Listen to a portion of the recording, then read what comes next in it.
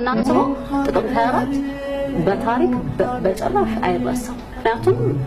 ጓደኞቼ ገልጸውታል። መከላከያ ይህ ይደረጋል ብለን እኛ አስበንም አቀደንም አናውቅም። ጥቅምት 24 ቀኑ እኔ መንግስት ሰራተኛ ነኝ ከኛ እኩል ማለት ነው። ስራ የሚባል እኮ ገብቶ ያውቁ የገበሬውን እህል ሲሰበስቡ ነው ስለታ ይሄን አቀደው ነው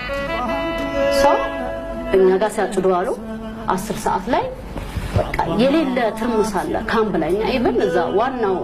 ስቶር መሳሪያ ያለበት አስብ ፈጣሪ አውጥቶ ነው እንጂ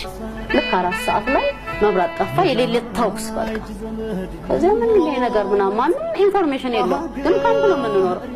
ከዚያ በቃ እንደማይነጋ የለም ነጋ ጧት ስና ያሳዝናል ጦሩ ማለት ነው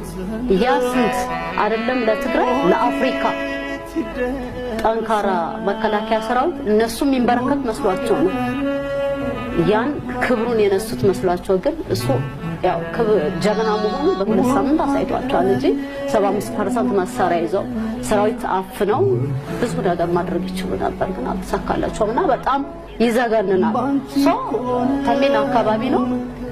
በሲኖ እንትን ካሉት እንደውም አንዱ የኔ ጎረቤት ነው ዝናቤ ይባላል እስካሁን አላገገመም በሲኖ በላያቸው ላይ ከሄዱባቸው ኢትዮጵያ መከላከያ ሰራዊት ወስዳቸው ማለት የኔ ጎረቤት ሰው በጣም ይዘገንናል አሁን እንደዚህ ብለህ ስትናገረው ሰው ፈጥረህ የምታወራ ይመስለዋል ግን ሪሊ ነው ይሄ በቃ ፋክት ራሳቸው ያደረጉት ነው ያው እንደ ጀብዲ እንደሰሩ ደግሞ በሚዲያ ገልጸው ተራሳቸው እና ይሄን ነበሩት እስከዳር ለየት ያለ እንግዲህ ከናንተ ውስጥ ብዙዎቹን ለማነጋገር በቀጣይ ክፍሎች ፕሮግራም ይኖረናል ለየት ያለ